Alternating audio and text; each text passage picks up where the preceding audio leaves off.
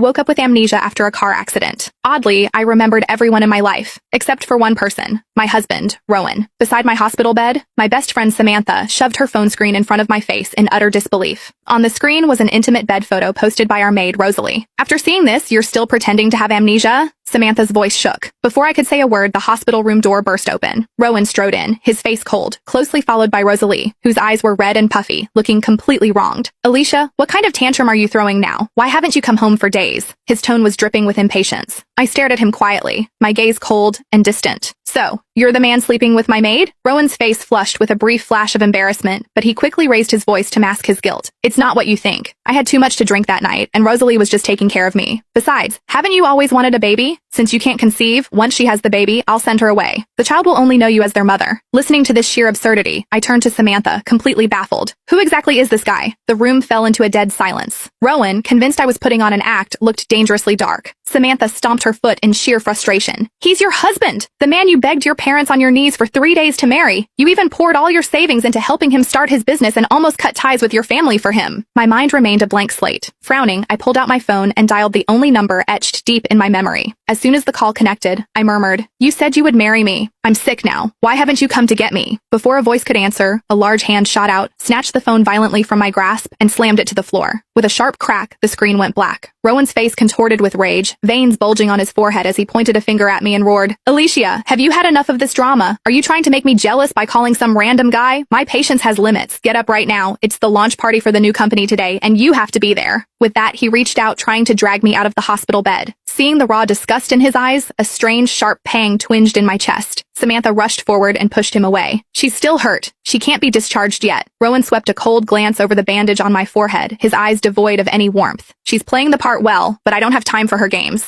Rosalie's eyes flickered, and she stepped forward with fake concern. What if she isn't faking it? Before she even finished speaking, she suddenly reached out and pulled the bandage right off my forehead. The sudden tug irritated my fresh wound, sending a sharp wave of pain through my head. Instinctively, I swung my hand and slapped her across the face. The crisp sound of the slap echoed through the room. Rosalie clutched her red cheek, tears welling up instantly. "I only wanted to check on your injury. Why did you hit me?" Seeing this, Rowan protectively grabbed Rosalie's hand. Seeing the red mark, he turned and bellowed at me, "Apologize to Rosalie!" My head felt like it was splitting open. I held my head tight, completely tuning out his shouting, but Rowan took my silence as defiance. He lunged forward and grabbed my wrist in a vice grip. His hold was so tight I gasped in pain. As I struggled, my sleeve slid up, exposing a long, jagged scar on my arm. Samantha rushed over, her eyes red with anger, and shoved him back. "Rowan, do you have a conscience? Have you forgotten who took a blade to the arm to protect you when you were kidnapped? That's how she got that scar. How can you treat her like this?"